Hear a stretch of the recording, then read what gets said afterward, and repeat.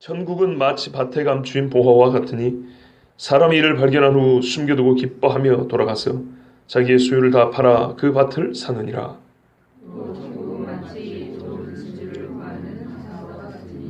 극히 값진 진주 하나를 발견하며 가서 자기의 소유를 다 팔아 그 진주를 사느니라.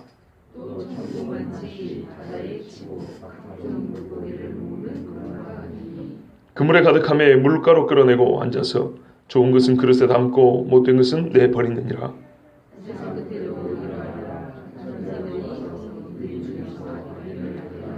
풀무불에 던져 넣으리니 거기서 울며 이를 갈리라. 아멘. 기도하겠습니다. 거룩하신 아버지 하나님, 오늘도 마땅히 주님 앞에 서야 할 자들이 모여서 사원과 여건을 개의치 아니하고 하나님 앞에 여전하고 변함없는 믿음으로 예배하게 하시니 감사합니다. 거룩하신 하나님, 찾으시는 사람은 세상 변화에도 너만은 변하지 않겠지. 모든 사람이 다 나를 떠나도 너는 나를 떠나지 않겠지. 우리 주님이 그 한 사람을 찾고 계신 줄 믿습니다. 우리 각자가 그 한 사람이 들어가게 해주시고 예루살렘 거리를 활보하며 주의 말씀을 전하며 또한 죄 중에서 하나님 앞에 기도하는 의인이 우리 모두가 되게 하여 주시옵소서. 그와 같은 자들이 하나님의 말씀을 사모하고 우리 예수님 알기를 더 기뻐합니다. 오늘도 주님을 사모하는 자들에게 말씀을 열어 보여주시고 예수 그리스도 성령의 빛으로 비추어 주셔서 우리가 이 말씀 밝게 알고 믿고 또한 순종하며 살게 하여 주시옵소서. 예수 그리스도의 이름으로 기도하옵나이다. 아멘. 여러분, 밭에 감추인 보화 비유, 우리가 참 많이 잘 아는 비유들입니다. 너무나 잘 알기 때문에 사실은 긴 말씀이 필요가 없을 정도죠. 자, 오늘 어떤 사람이 밭에 있다가 감추어진 보화를 발견했어요.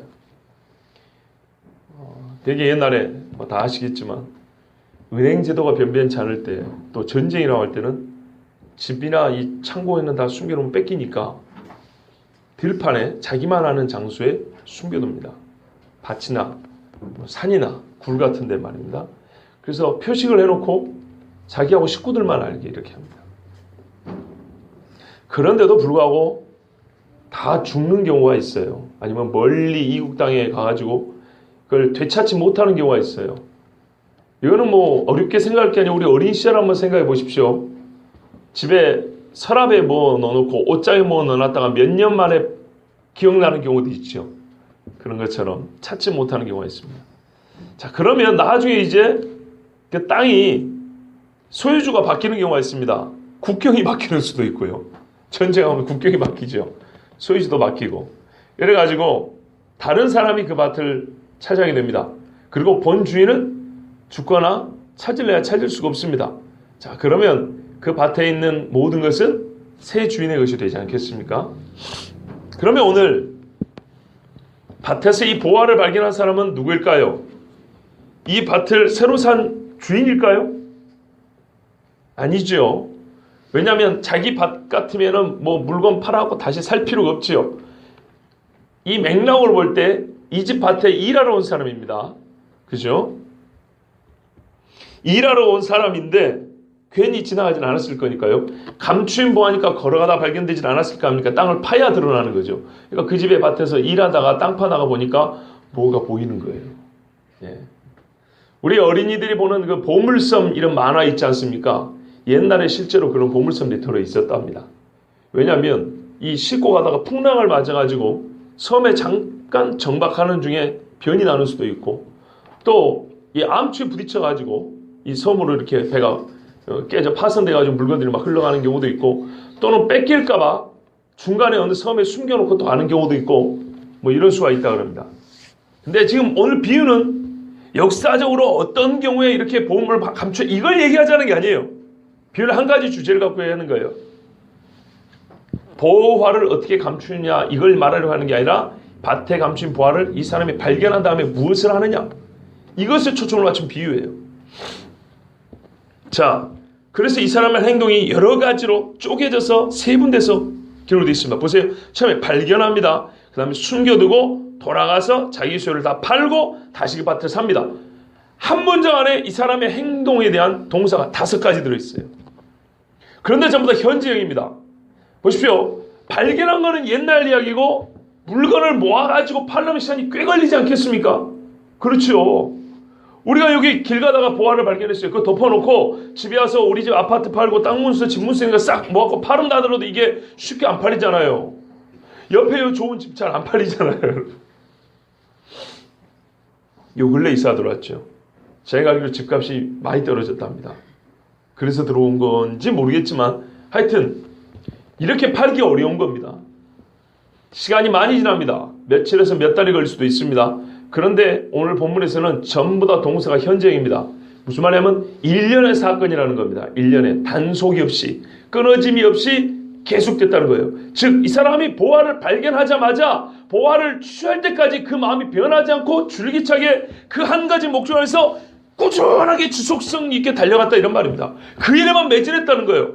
그거 외에 나머지는 신경 쓰지 않고 그것을 얻기 위해 이 보화를 얻기 위해서 모든 신경을 거기다 다 쓰고 자기의 힘과 에너지를 거기다 다 쏟아부었다는 얘기입니다. 그 증거가 뭡니까? 남의 집에 풍뿐이었으면 뭔 재산이 얼마나 있었겠습니까? 그런데 가진 재산을 다 긁어 모았어요. 그래서 팔았어요.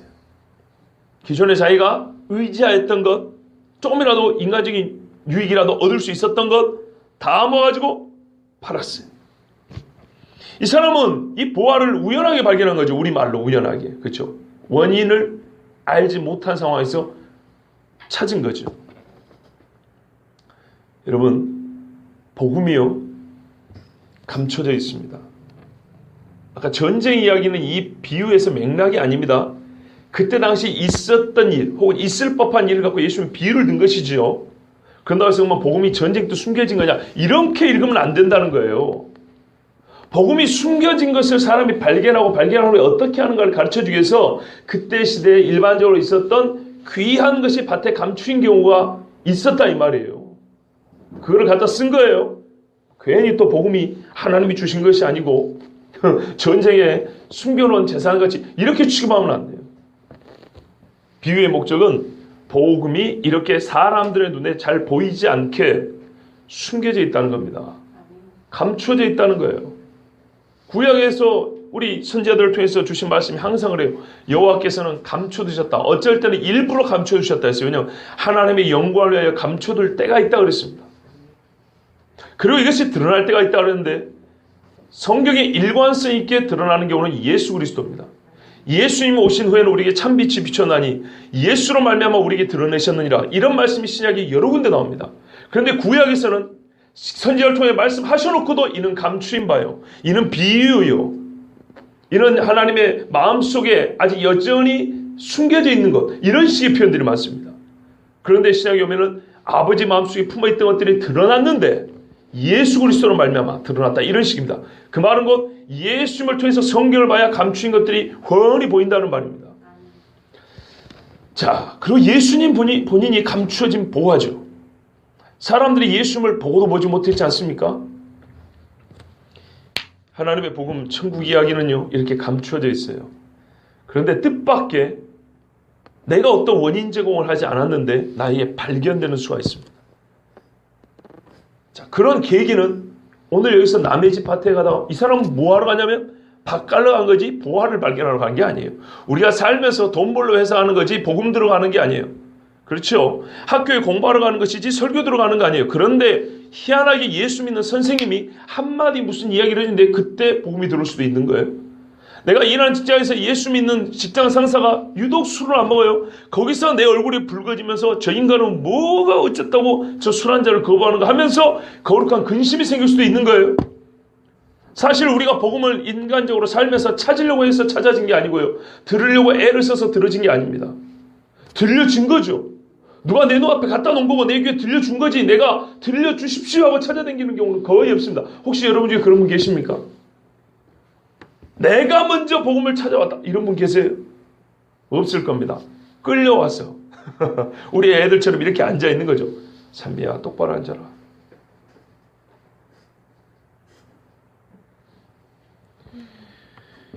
이렇게 예상하지 못했던 감춰졌던 보화 같은 하나님의 말씀, 이 천국 이야기가 우리에게 들려집니다. 자, 그러면 우리는 어떻게 해야 됩니까? 이 사람처럼 모든 소유를 다 팔아서 복음을 사야겠지요. 그럼 여러분, 지금 여기 계신 여러분이나 저는 복음을 산 사람이 맞습니까? 아마 그래야만 한다고 생각합니다. 두 번째 비유가 있습니다. 또 천국은 마치 좋은 진주를 구하는 장사와 같으니.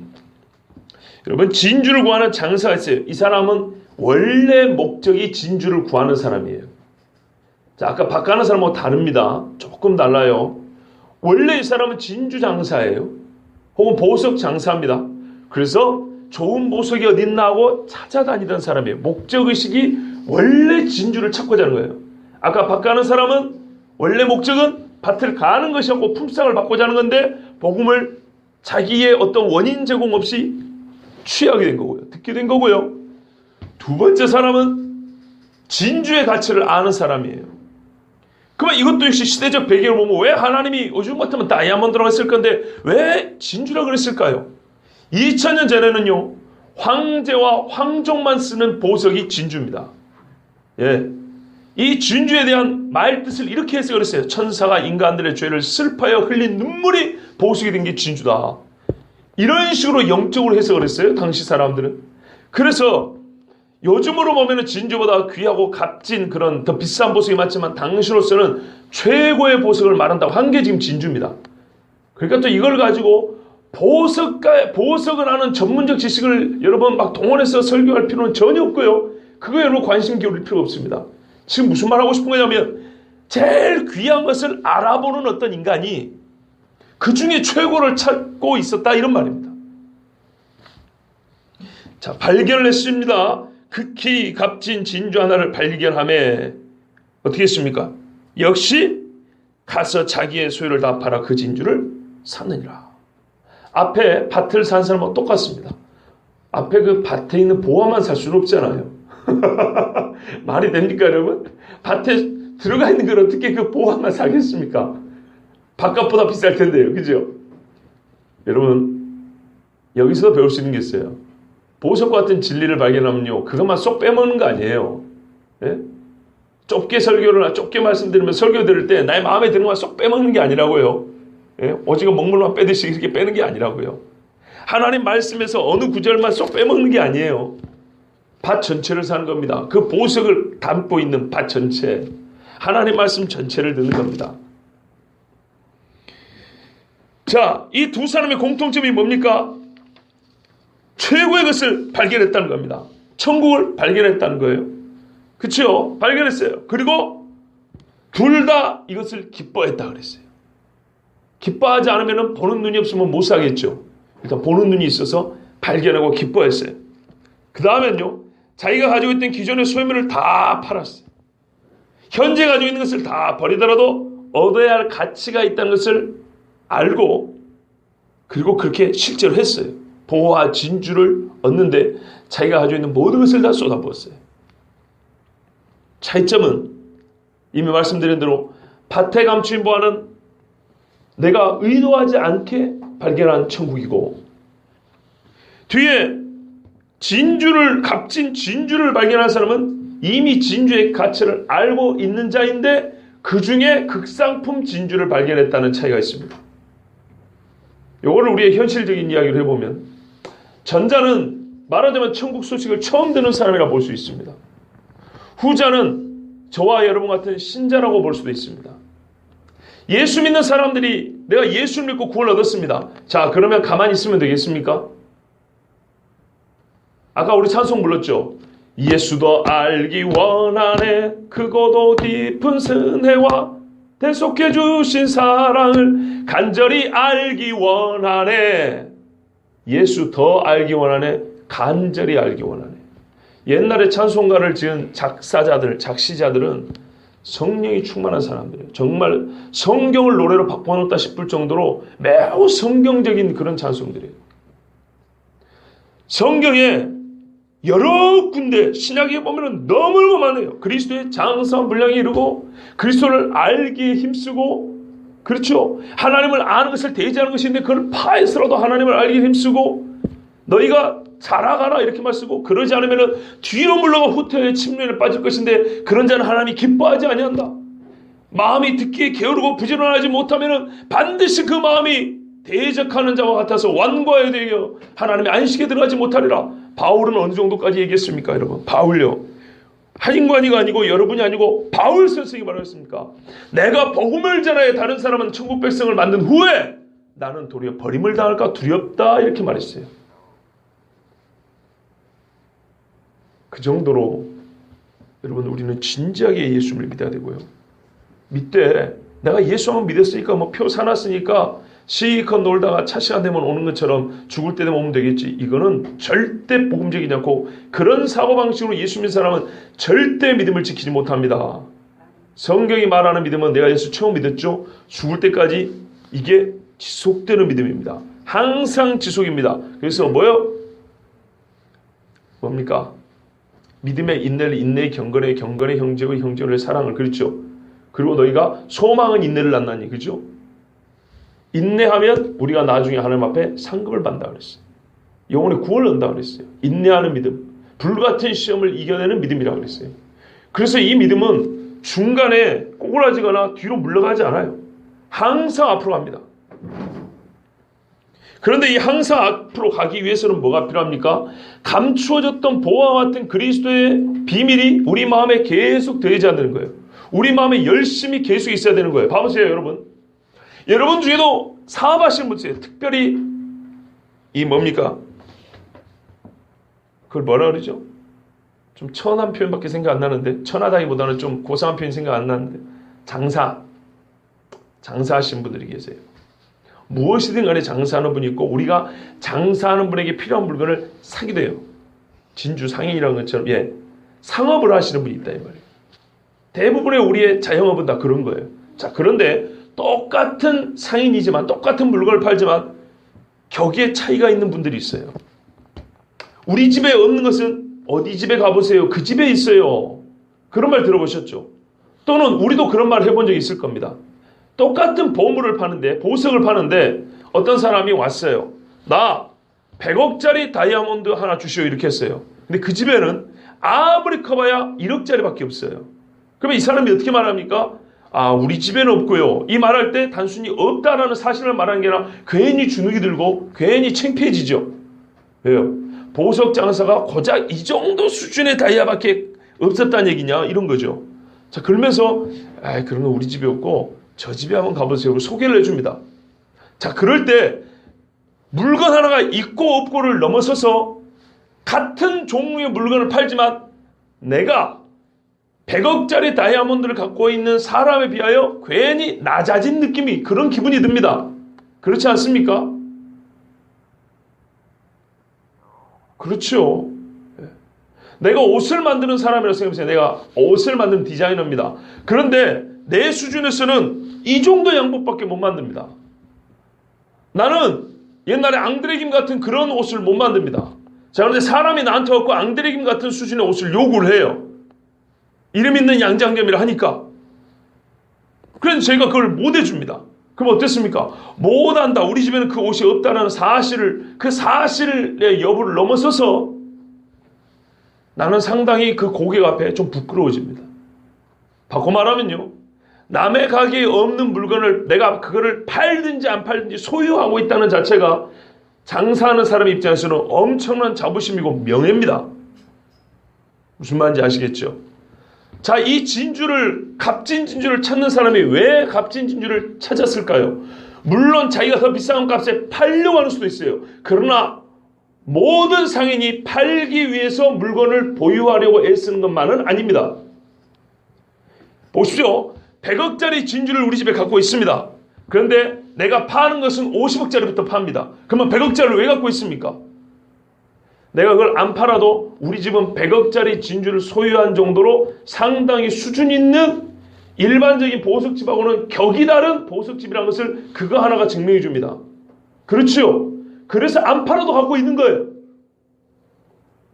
그것이 이 보석 상인의 수준과 안목을 말해주는 거예요. 능력을 말해주는 거예요. 하물며 그럴진데요, 팔든지 안 팔든지 진주를 파는 보석상이라면 세계 최고의 진주를 내가 소유해야 한다는 것이 진주상인의 뭔가 상업 정신입니다. 자, 그러면 예수 믿는 우리 입장에서 한번 바꿔 생각을 해보십시오. 세상에서 제일 귀한 보화를 발견했습니다. 가지고 있습니다. 그런데 여러분, 상인도, 진주를 파는 상인도 진주 중에 최고를 가지고 싶다면, 여러분 예수를 믿는다면 예수님을 아는 지식 중에 최고의 지식을 갖고 싶지 않습니까? 창세기부터 요한계시록까지 어떤 사람이 일평생 한 번 읽었다는데, 제가 들은 바로는 얼마 전에 듣는데 어떤 장로님 1000번을 읽었답니다. 믿으십니까 여러분? 안 믿어도 괜찮아요. 그건 진리는 아니니까. 근데 이런 이야기가 있었어요. 제가 얼마 전에 들었는데, 어떤 장로님이 찬송가 60곡을 다 외워버려요. 안 보고 불러요. 어지간한 찬송은 60곡 정도로 입력이 됐기 때문에 4절까지 있는 거 말이에요. 그래서 여기서 마이크 잡으면 안 보고 찬양이 돌려요. 찬송가만 가지고 60곡을 외우니까. 근데 그분 앞에 성경을 천독을 한 장로님이 나타났어요. 어느 지방의 교회에서 실제로 있었던 일입니다. 저번에 돌아가신 저희 작은 어머니 있죠. 처가의 작은 어머니 목사님, 그 교회에서 있었던 일입니다. 외부에서 온 장로님인데 이분이 성경을 천독을 했다는 거예요. 그걸 간증을 한 거예요. 그러니까 찬송을 60곡을 외웠다는 장로님 어땠을까요? 저런 사입이다고, 저 거짓말이다고, 저거를 속아넘어서 목사가 간증시켰다고 교회 나가버렸어요.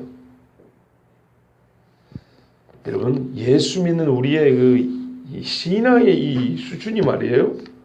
그러면 안 되겠죠.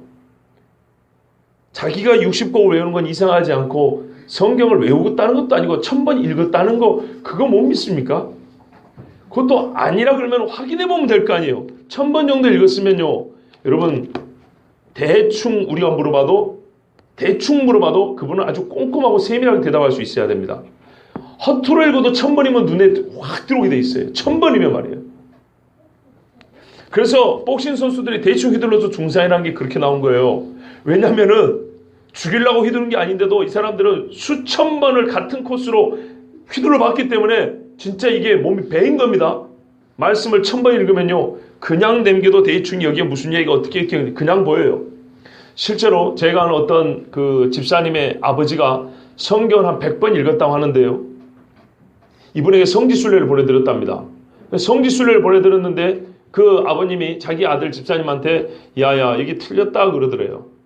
왜 그렇습니까? 여기 시내산 아니다 그러더래요.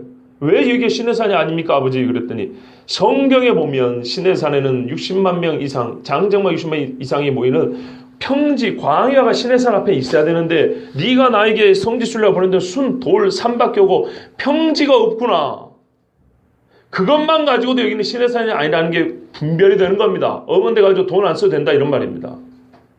그러면 1000번 읽었으면 그 물어보면 될 거 아닙니까? 그런데 기분 나쁘다 가버린 거예요. 여러분, 이 1000번을 읽은 분을 한번 생각해 보십시오. 얼마나 하나님을 더 우리보다 많이 알겠습니까? 물론 어떤 부분에 해석이 필요합니다. 성경에 보면 해석하는 부분이 있어요. 또 엮을 수 있는 분별력도, 그런 사고력도 필요합니다. 그러나 단순히 읽어도 1000번이면 이거는 성경을 거의 꿰뚫는다고 볼 수 있습니다. 제가 여러분에게, 저와 여러분에게 지금 드리고 싶은 말씀이 이런 거예요. 자기에게 진주가 없어서도 아니고 극히 좋은 진주를 사기 위해서 이 사람은 자기의 모든 것을 다 팔았어요. 그 말하자면요, 예전에 갖고 있던 진주 다 팔았다 이 말이죠. 그러니까 예전에 갖고 있던 복음을 다 팔고 새 복음을, 이런 말 아니에요. 여러분, 비유는 한 가지 요점이라니까요. 한 가지 요점. 우리가 이 두 비유에서 말하는 건 천국의 이야기, 즉 천국은 모든 것을 다 팔아서라도 얻어야 될 것이요. 첫 번째. 두 번째, 천국을 소유했느냐? 그렇다면 그 소유한 천국을 샅샅이 파헤쳐보고 그 천국의 진수를 맛보기까지 힘쓰고 멈추지 마라 이런 말입니다. 그러나 두 가지 이런 같은 수고가 필요해요. 모든 것을 다 바치기까지. 왜요? 천국을 처음에 소유하는 것도 마귀는 전심전력으로 막아요. 정말 죽을 똥 살 똥 같은 그런 영적인 수고가 성령이 우리에게 감동을 주시지만은 우리 인간에게는 자유자였기 때문에 자기 책임이 있어요. 또한 정말로 하나님의 복음이 주어졌을 때는 내가 힘을 내서 그 복음을 받기 위해서 애를 써야 되는 거예요. 이와 똑같은 노력이 평생 지속되어야 된다는 얘기입니다. 천국에 대한 이야기는 마귀가 중간중간에 계속 흐려지게 합니다. 여러분, 아담과 하와가 에덴 동산을 받았습니다. 그런데 그 후에 어떻게 됐습니까? 이 뱀이 와가지고 에덴 동산을 뺏었습니다. 지속적인 믿음을 가지지 못했지요. 처음에 하나님을 사랑했던, 하나님의 말씀을 신뢰했던 것 같은 그 똑같은 신뢰가 그대로 가야 됩니다. 여러분, 애를 보지 마시고 저를 보십시오. 애 우는 소리는 생명이 없어도 부족한 종이지만 하나님 말씀은 생명이 있습니다. 또 제가 딴소리를 하나 얘기해서 죄송합니다만, 중학교 3학년 때 저는 고등학교 시험을 보고 왔거든요. 근데 원서를 그래도 지방에서는 이름 있는 고등학교를 써가지고 떨어지면 재수해야 됩니다. 근데 우리 중학교 3학년 때 선생님이 애들 야간 자습 시켜놓고 뒤에서 문을 살짝 열고 들어오잖아요. 그럼 애들 어떻게 해요? 전부 다 뒤를 돌아봅니다. 선생님이 호통을 쳤어요. 왜 뒤를 돌아보냐 그랬어요. 뒤를 돌아보는 이유가 뭐냐? 뻔하지 않냐? 선생님이 왔거나 누가 왔거나 애가 화장실 갔다 왔거나 그게 뭐가 그리 궁금하다고 너희는 지금 보고 있는 책에 그 정도 집중을 못한단 말이냐? 그 문 여는 소리가 살짝 이런데 들려서 그 뒤를 또 돌아본단 말이냐? 쓸데없는 정신 쓰지 말고 책 봐라 그랬어요. 제가 중3 때 들은 이야기인데요. 이 목회하면서 보니까 매우 진리에 근접한 이야기예요. 뒤에 누가 오든지 말든지 그거 쳐다볼 거 아닙니다. 혹시나 쓰러진 분들 있으면 이제 구해줘야 되겠지만 그렇지 않으면은 쳐다보면 늦게 온 분들 오히려 창피해요. 그냥 모른 척 있는 게 낫지요. 그런 것처럼 지금 이 시간에는 찬송하면 찬송 인도자를 보시고 기도할 때는 기도 인도자의 기도를 따라서 같이 기도를 하시고 설교 듣는 시간에는 하나님의 말씀 듣는 데만 집중하시면 됩니다. 오히려 애가 떠들어서 저는 울어서 제가 죄송한 마음입니다. 자, 여러분, 예수 그리스도를 처음 믿게 되는 그 열심이 꾸준히 지속되어야 됩니다. 꾸준하게. 그러면은 에덴 동산에서 여전하게 살 수 있었을 겁니다. 근데 마귀는 이걸 잃게 만들어요. 이게 히브리서 6장과 10장에 말하는 배도자들 아닙니까? 배도자들. 성경은 매우 현실을 말합니다. 실제적인 배도자들. 그런데 그 사람들의 특징이 뭐냐면 완고하다 그랬고요. 두 번째는 듣는 것이 둔하다 그랬어요. 그런데 듣는 것이 둔하단 말은 지력과 지식 수준을 말하는 게 아니고 원문에 따르면은 솔로몬이 하나님 앞에 기도할 때 주여 나는 어린아이라 이 많은 백성들을 재판할 지혜가 없사오니 하나님 나에게 지혜를 주시옵소서 그랬던가요? 아니요. 듣는 마음을 주시옵소서 그랬어요. 성경에. 듣는 마음. 예, 같은 말입니다. 듣는 마음이 없어 이런 뜻입니다. 하나님의 말씀에 대한 냉담하고 사모함이 없어서 식어지고 흐려지는데도 불구하고 내버려 둔 겁니다. 여러분, 우리가 잘 쓰는 속담 내지는 격언 중에 뭐가 있죠? 개구리 올챙이적 시절 모른다 그러죠. 왜 개구리가 올챙이적 시절을 모를까요?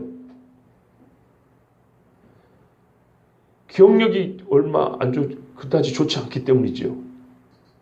그죠? 또한 일부러 잊어먹으려고 애를 쓰기 때문입니다. 옛날에 족보 사는 사람들은 자기의 기존 족보를 일부러 잊어버리려고 한 사람들입니다. 그리고 우리는 기억력이 변변치 않아서 자동적으로 잊혀지게 되어 있습니다. 그러면 그리스도인들이 해야 될 건 뭘까요?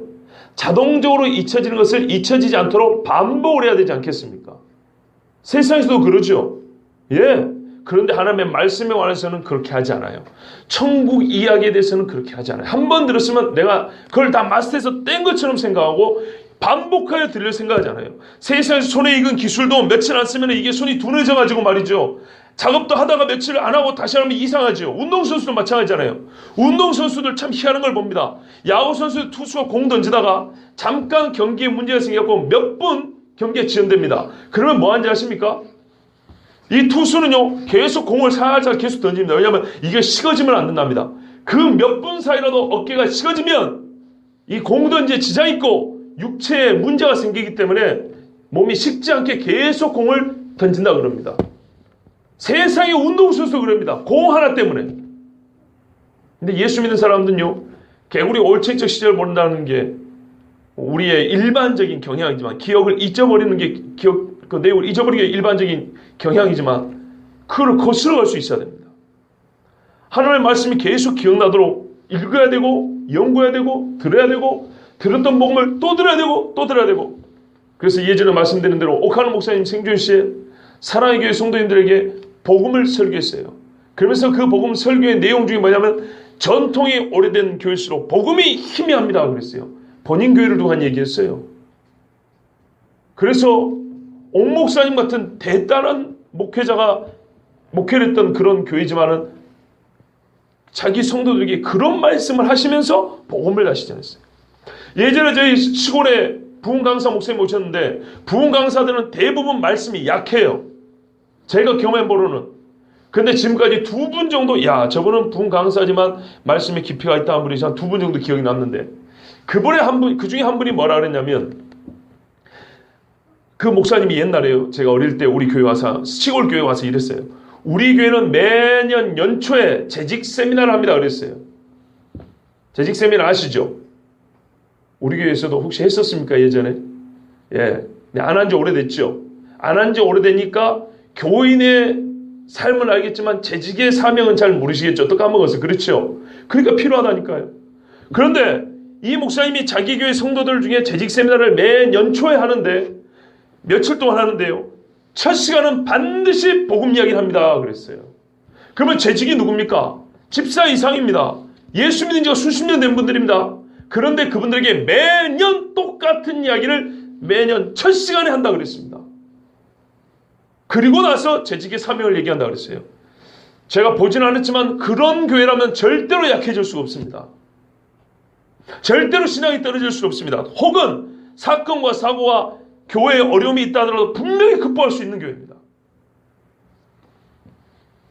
밭에 감춘 보화를 얻기 위해서 모든 것을 다 팔아 밭을 삽니다.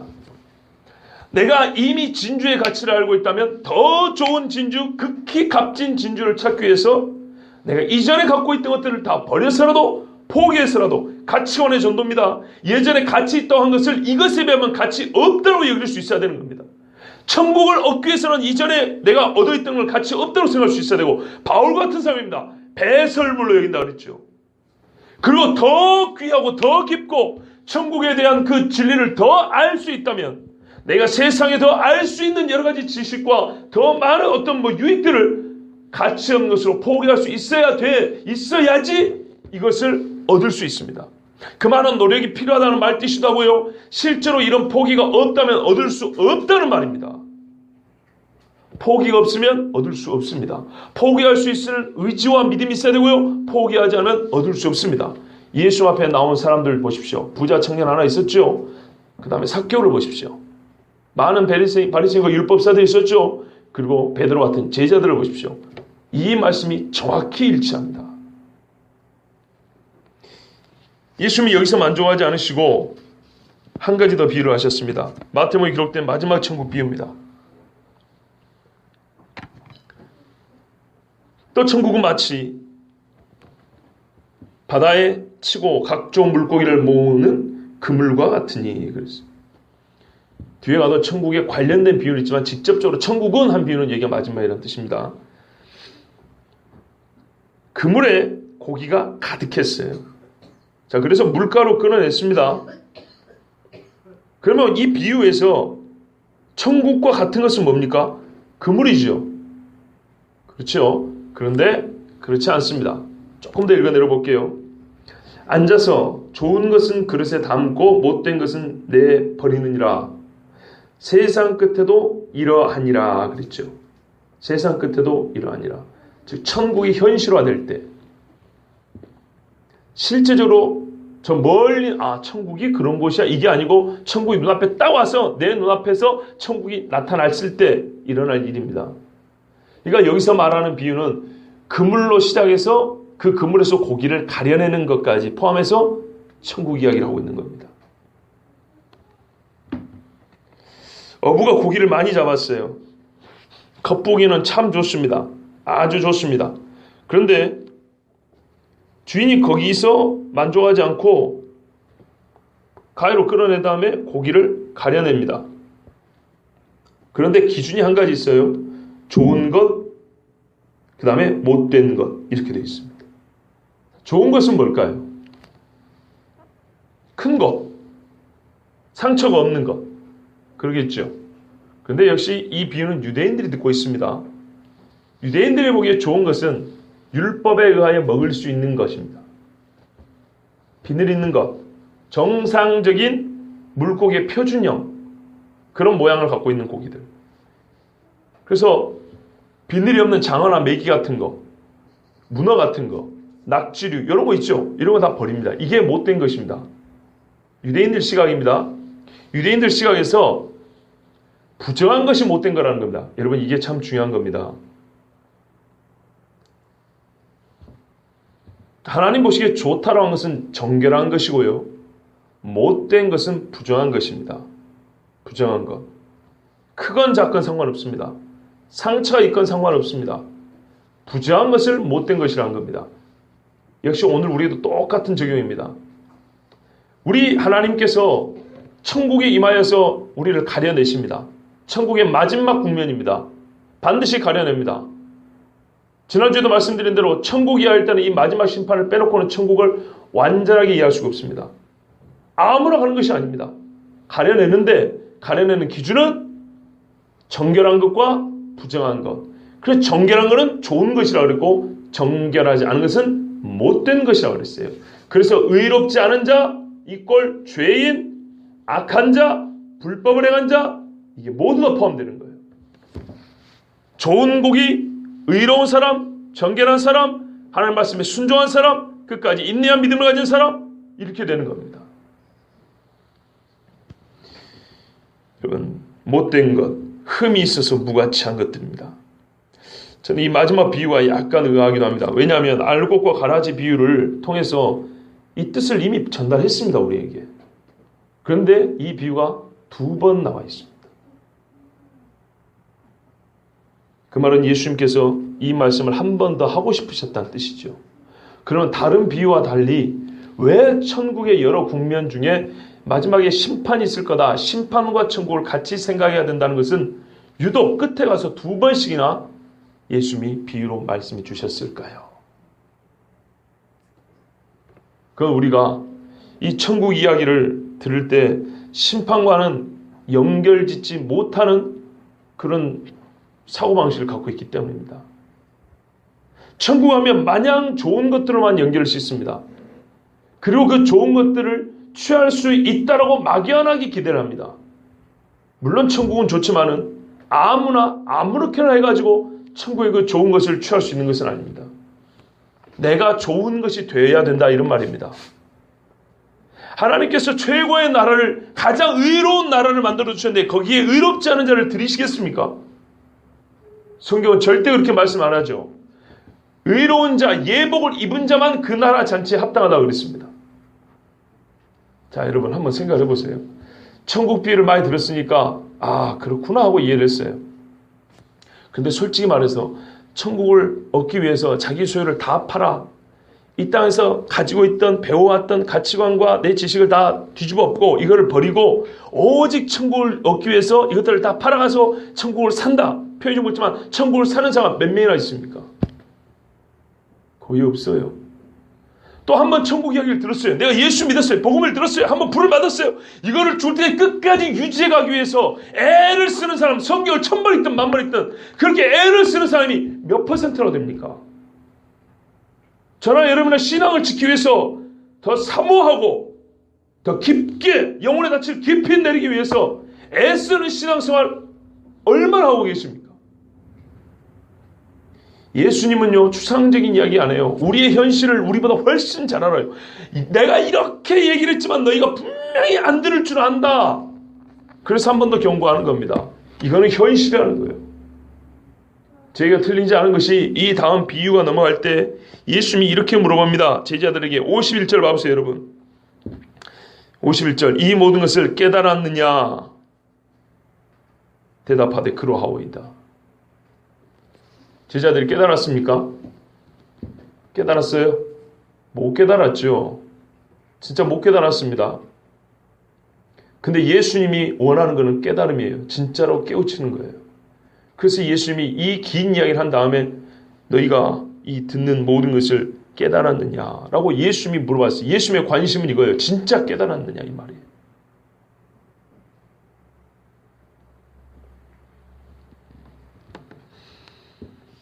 그래서 이 마지막 비유를 한 번 더 하셨습니다. 천국을 찾는 자들은 보화 진주를 보고 알아보듯이 사실 모든 사람은요, 천국을 보는 순간 알아볼 수 있는 지각은 받았어요. 보석 보면 다 알죠. 어린애들도 조금 눈을 뜨니까 돈도 구별하더라고요. 10,000원짜리, 1,000원짜리인지 구별하더라고요. 일반적인 상식이 있는 사람들을 우리가 봤을 때 종류를 정확히 이렇게 나누지는 못해도 보석하고 돌멩이는 다 구분할 줄 압니다. 오늘 비유에 나온 사람들은 자기가 밭에서 발견했든 아니면 원래 진주의 전문가이든 간에 자기가 발견한 보석의 가치를 분별해낸다 그랬습니다. 사람들이 복음의 말씀 들으면 저게 복음이다, 진짜 진리라는 것 압니다. 알 수 있습니다. 그럼에도 불구하고 이걸 부정하고 이 복음을 얻기 위해서 자기의 모든 것을 포기하지 않는 것, 이것이 우리의 실상입니다. 그래서 천국 말씀을 듣지만 천국과 무관한 자로 삽니다. 그리고 하나님은요, 그물을 던져서 고기를 잡은 어부와 같이 고기를 잡으면 이게 정결한 고기인지 부정한 고기인지 가치 있는 고기인지 무가치한 고기인지 역시 볼 줄 압니다. 그래서 가려냅니다. 그렇죠?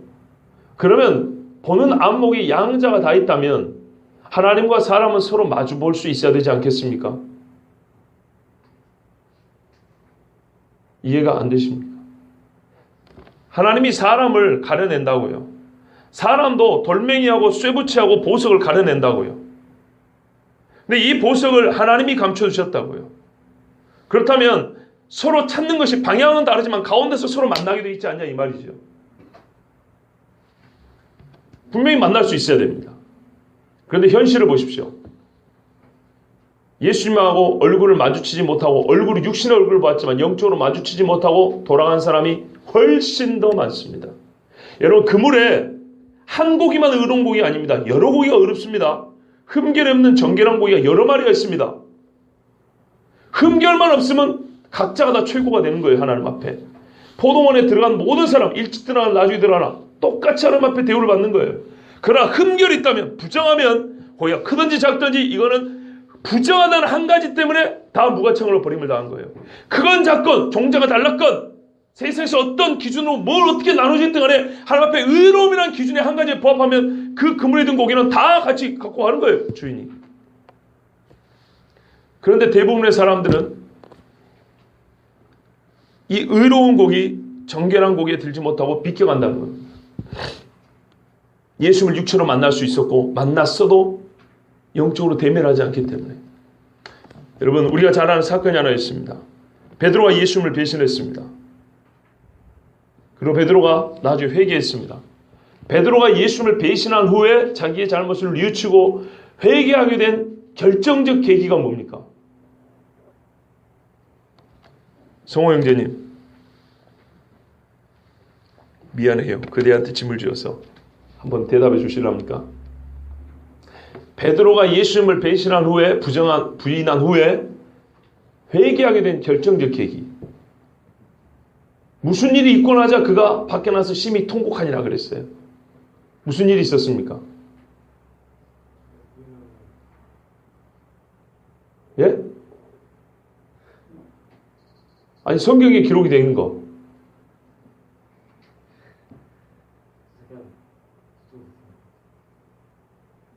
이 말이 이해가 안 됩니까? 다시 한번 말해볼게요. 베드로가 예수님을 3번 부인했어요. 그죠? 모른다고.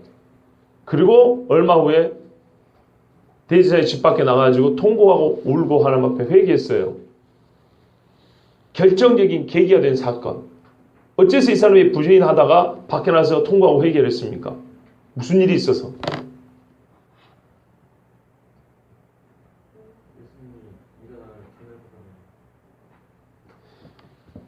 매우 실망스러운데요. 성경을 읽으십시오. 신학을 공부하기 전에 성경을 읽으세요. 자, 여러분 봐보세요. 그거는 예수님이 잡히기 전에 한 소리죠.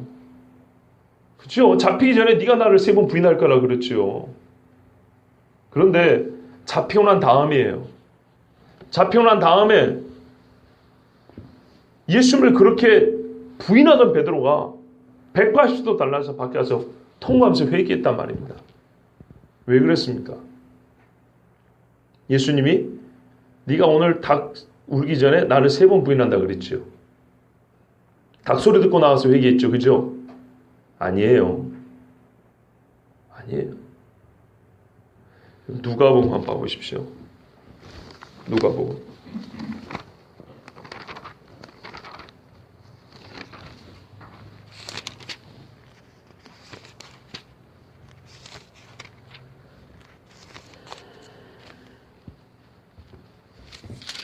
22장의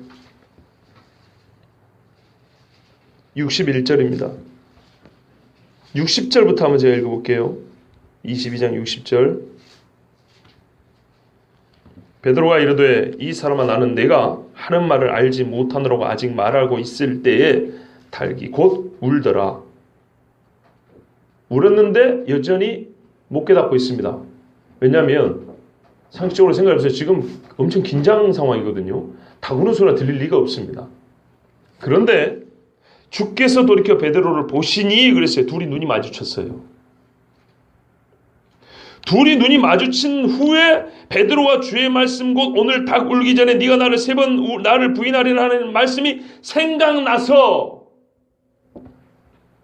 밖에 나와서 심히 통곡하니라.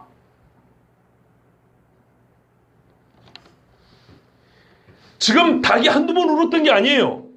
말하고 있는 중간중간에 지금 닭은 계속 울고 있었어요. 닭이 한번 꼿꼿해 한 다음에 한참 기다려준 다음에 지금쯤 깨달겠자고 또 한 꼿꼿해 합니까? 안 그러죠. 한 마리가 옵니까 닭이? 일반적인 새벽녘, 우리 시골 동네 일반적인 새벽을 한번 생각을 해보세요. 닭은 울고 있습니다. 약간의 텀이 있겠지만 계속 웁니다. 그런데 베드로가 지금 닭 울음소리 듣고 있을 상황이 아니에요. 지금 이 잘못하면 까딱하면 목이 달아나게 생겼어요. 그러니까 살겠다고 예수님을 부정하고 막 이러고 막 욕을 하고 저주까지 하고 있는 거예요. 예? 그런데 이 말을 하면서 고개를 돌리는 동안에 예수님이 저기 계시는데 하필이면 그 말하고 나서 예수님의 얼굴이 딱 부딪힌 거예요. 그 순간 잊혀졌던 말씀이 뭐가 생각나요? 네가 오늘 닭 울기 전에 나는 3번 부인하는 말씀이 그때 번뜩 생각난 거예요. 진작에 생각나야 될 것이 지금까지 생각이 안 나다가 예수님 눈이 부딪히니까 생각이 난 거예요. 그런데 아까부터 울던 소리가 지금도 닭이 우는데 이제 생각이 나는 거예요. 그 생각이 나는 동시에 닭이 또 꺽꺽 하고서 우는 거예요. 여지없이 맞아떨어져 가죠. 그래 나가서 심히 통과한 겁니다. 성준이 너무 낙심하지 마시고 힘을 내세요. 네. 여러분, 제가 왜 이 이야기를 합니까? 성경이 있기 때문이지만 왜 오늘 이 말씀을 또 읽었냐 하면 바로 그겁니다. 분명히 만나야 됩니다. 같은 목적인데 방향이 반대이기 때문에 서로 만나야 되거든요. 그런데 대부분의 사람은 비껴간다는 거예요. 왜요? 예컨대 예수님의 말씀은 많이 들었지만 그분과 눈이 직접 마주친 경험이 없기 때문입니다. 그래서 지나치고 가는 겁니다. 진짜 닭소리로 끝나버리는 거예요. 회개하고 통곡하지 못하고. 그래 우리 주님이 말씀드리잖아요. 그렇게 안타까이 가버린 사람은 의롭다함을 입지를 못하는 사람들이에요. 그러려면 천국이 현실이 되었을 때 눈앞에 왔을 때 반드시 무가치한 고기라고 가려내서 풀무불에 던져지게 됩니다. 우리 주님이 왜 이 천국 비유를 합니까? 그냥 알고만 있으라고요? 아니요. 들어오라고 하는 거예요. 들어오라고. 제발 좀 열어놨으니까 들어오라고요. 왕이 잔치를 배설한 다음에 뭘 했습니까? 너희들 알아와서 들어와라 이 말 안 하고 종들을 보내가지고 산울까지 가면서 들판에 가면서 육신적으로 병든 사람까지 찾아가면서 초대를 했지 않습니까? 그리고 그 사람들은 그런 초대를 받기를 원하고 있고요. 서로 딱 이렇게 만나게 돼 있어요. 근데 문제는 뭐냐? 그 나라 이 왕이 배설한 잔치의 가치와 성격을 몰라요. 그러니까 아무 작업복이나 입고 오는 거예요. 예복을 입지 못한 자나 하는 거예요. 그 잔치가 얼마나 가치 있는 건지 모르니까 자기 밭대기 사는 거 그거 밭갈러 온다 가버리는 거예요. 예수님의 비유는 전체적으로 일관성이 있습니다. 그래서 이 귀한 천국이 감춰졌으나 발견치 못하고 혹은 조금 아는 것 같아도 문 앞에서 이게 왔다 갔다 이러다가 그냥 대충 살다가 가는 거예요. 얼마나 안타깝습니까? 그리고 급기야는 우리 주님을 만난 경험이 없어 마지막 때 무가치한 고기, 못된 고기로 드러나 버려짐을 당하게 됩니다.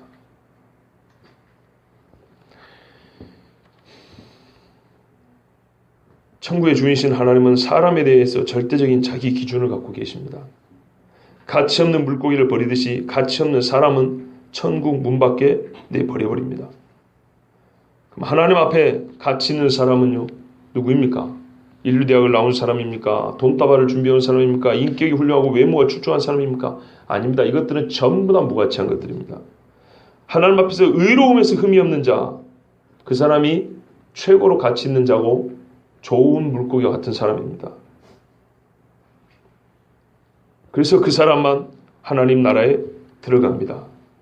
여러분, 비유를 비유하자면 보화를 발견하여 그 밭을 산 사람 같은 사람만 들어갑니다. 값진 진주를 위하여 이전에 갖고 있던 것들을 다 팔아서 값진 진주를 산 사람과 같은 사람만 좋은 물고기로 드러나서 주인의 잔치에 들어갑니다. 물론 또 여기서 그 고기는 잡혀 먹는 거 아니야? 이렇게 생각하면 곤란하다 했어요. 비유는 하여튼 요점이 한 가지라고요. 버려지느냐, 버려지지 않고 주인이 소유하느냐, 유용한 데 쓰느냐, 이 차이죠. 버려지지 않는다는 말입니다. 여러분, 저는 괜히 여러분에게 어떤 말씀을 불쾌한 쪽으로 유도해가지고 마음을 근심케 하려는 그런 뜻은 없습니다.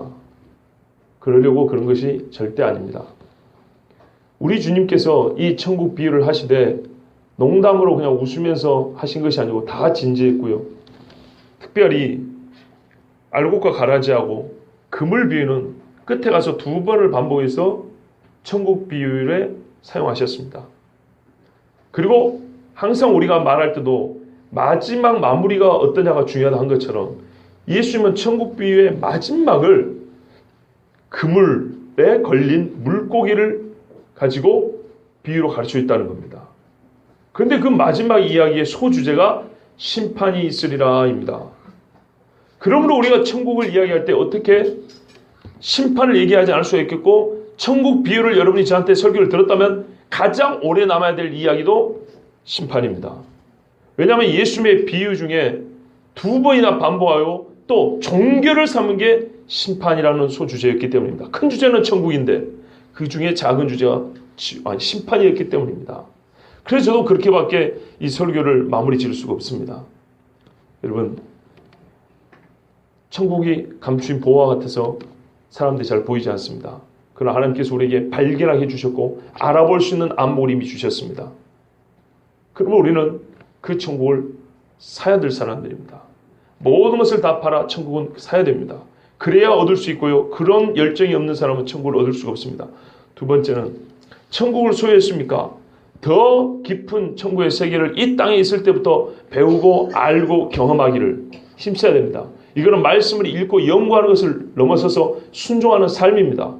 왜 말씀이 여러분 이루어지지 않는다고 생각하십니까? 대부분은 자기가 순종 안 해봤기 때문입니다. 예전에 한 말씀 드렸죠.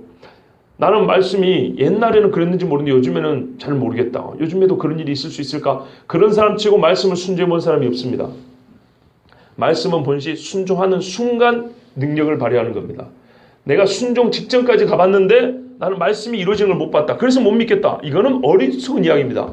말씀은 순종하는 자와 함께 역사하기 때문에 반드시 불순종에서 순종의 단계로 넘어가야 됩니다. 그러면 능력이 나타납니다. 네가 내 안에 있어야 능력이 나타나는 것이지 내가 옆에 있을 때 능력이 나타나는 게 아닙니다. 우리 주님 말씀은 네가 내 안에, 내가 네 안에 그때 무엇이든지 구하라 그랬어요. 누구 이름으로? 내 이름으로. 예수님을 구하기에 부끄럽지 않은 것들을 구할 수 있습니다. 그러면 예수님이 자기 영광 안에서 그 일을 하십니다. 대표적인 사건들이 구약에서도 얼마나 많은지 보십시오. 예? 완전하게 하나님 앞에 의지할 때 이길 수 없었던 전쟁을 이긴 적이 얼마나 많이 있습니까? 여러분, 천국의 가치를 아는 자는 더 천국을 이 땅에서부터 신학적으로 우리가 학교에서도 그런 걸 배우거든요. 이 땅에서 천국을 맛보는 것이라고. 예를 들면 성찬식이 이 땅에서 천국을 맛보는 것이라고, 천국의 식탁을 맛본다고 말은 그렇게 가르치는데요, 성찬식을 아무렇게나 해요. 아무렇게나. 기도 준비도 안 해요. 예? 오늘은 포도주 맛이 좀 어떠네. 아우 쉬어가지고 목에 걸렸네. 떡이 좀 딱딱하네, 부드럽네. 이런 사람들은 성찬이 뭔지도 모르고, 제 아무리 성찬식이 천국에서 먹을 식사를 이 땅에서 맛보는 걸 배워봐야 아무짝에 쓸모없는 겁니다. 그러나 하나님의 말씀을 배울 뿐만 아니라 실제로 이 땅에 살면서 그 천국을 사모하는 자에게는 천국의 맛을 보는 삶을 하나님께서 허락해 줍니다. 대개 우리가 결혼할 때 그런 기도를 많이 합니다. 이 땅에서 작은 천국을 이루기를, 가정이 작은 천국이 되기를 기도합니다. 여러분 그렇죠? 제가 주례할 때도 그런 기도를 하고요. 주례하지 않는 부모님이나 일가 친척 형제들, 예수 믿는 사람 다 그렇게 기도합니다. 그런데 천국의 원리를 자기 가정에 적용시키지 않습니다. 천국의 원리를 자기 가정에 먼저 순종하여 지키지 않습니다. 작은 천국이 될까요? 안 될까요? 절대로 안 됩니다. 그 되면 하나님이 안 계신 거예요, 오히려. 그런데 경험을 한번 해보십시오. 주례자가 제 아무리 조용히 목사 같은 사람이 능력 있는 사람하고 주례하고 그런 축복기를 해줘도, 내가 하나님의 천국을 알고자 하고 천국의 원리를 배워서 천국의 성격을 배워서 가정에 순종하여 적용하기 전에 그 축복이 임하는가요? 근데 그렇지 않으면, 혹 그런 축복기도 없더라도 내가 진짜로 하나님의 천국을 알고 내 가정이 그런 가정이 돼야 되겠다고 하고 기도하고 내가 변화되고 사모하는 순간 가정이 변합니까? 안 변합니까? 변합니다. 변해요. 순종 문 앞에서 변하는 게 아니고 순종하면 변합니다. 그런데 이런 맛을 볼 생각을 안 해요. 진주 누가 안 가졌다는 게 아니에요.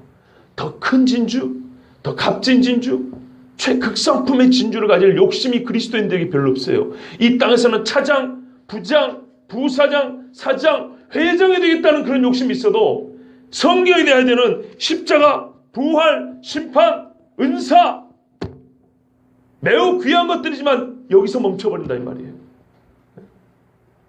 창세기 처음부터 요한계시록 마지막까지 알아야 될 것들이 얼마나 많고 배워야 될 것들이 얼마나 많습니까? 그것은 다른 차이를 나타내는 게 아니고요. 아까 말씀드린 대로 가정이 천국이 되느냐 마느냐 거기서부터 확실하게 차이가 나타납니다. 성경에서는 항상 하나님의 사람으로 변화되는 과정을 말해줍니다. 첫째는 지각이요. 두 번째는 심정이요. 세 번째는 의지가 바뀐다고 그랬어요. 이 심정은 감정적인 문제로 볼 수 있겠습니다. 항상 하나님의 사람들이 변화되는 순서는 지각이 먼저입니다. 장사한 자는 지각이 있어 단단한 식물을 먹고 선악을 분별한다고 그랬어요. 예. 분별을 합니다. 그런데 그것을 내가 원하냐 원치 않느냐.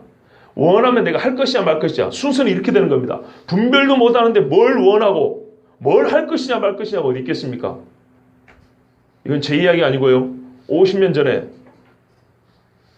영국에서 로마서를 13년 동안 강의했던 마틴 로이드 존스 목사님이 한 이야기입니다. 그 외에 다른 분들도 그런 이야기 했어요.